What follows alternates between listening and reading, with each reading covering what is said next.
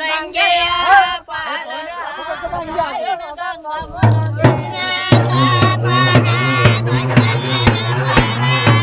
ಶ್ರೀಕೃಷ್ಣ ಜನ್ಮಾಷ್ಟಮಿಯನ್ನು ಭಾರತದಲ್ಲಿ ಹಿಂದೂಗಳು ಆಚರಿಸಲ್ಪಡುವ ಒಂದು ಪ್ರಮುಖವಾದ ಹಬ್ಬ.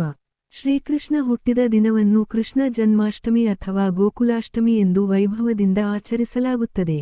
ಈ ಶ್ರೀಕೃಷ್ಣನ ಜನ್ಮದಿನವನ್ನು ಚಂದ್ರಮಾನ ರೀತಿಯಲ್ಲಿ ಶ್ರಾವಣ ಕೃಷ್ಣ ಅಷ್ಟಮಿಯೆಂದು, ಸೌರಮಾನ ರೀತಿಯಲ್ಲಿ ಸಿಂಹಮಾಸದ ರೋಹಿಣಿ ನಕ್ಷತ್ರದ ದಿನ ಆಚರಿಸುತ್ತಾರೆ.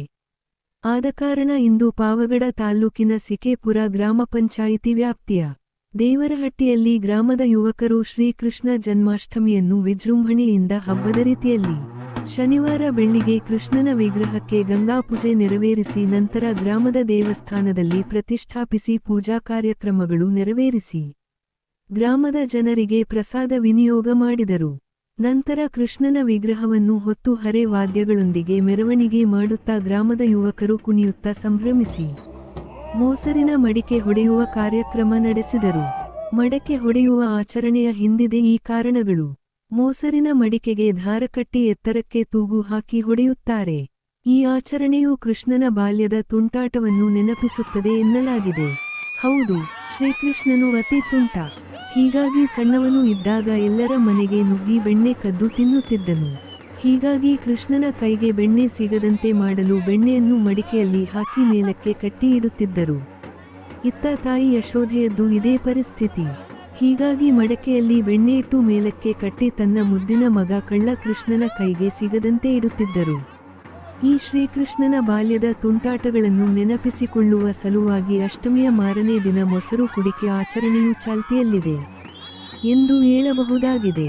ಈ ಕಾರ್ಯಕ್ರಮವನ್ನು ಯಶಸ್ವಿಗೊಳಿಸಿದ ದೇವರಹಟ್ಟಿ ಗ್ರಾಮದ ಯುವಕರಾದ ಹಿಮಾಚಲ, ನಾಗೇಶ್, ದಿನೇಶ್, ಕರಿಯಣ್ಣ, ಮಾರುತೇಶ್, ರುದ್ರೇಶ್, ನಾಗರಾಜ್, ಚಿತ್ತಯ್ಯ ಇನ್ನೂ ಗ್ರಾಮದ ಯುವಕರು ಹೆಚ್ಚಿನ ಸಂಖ್ಯೆಯಲ್ಲಿ ಭಾಗವಹಿಸಿದ್ದರು.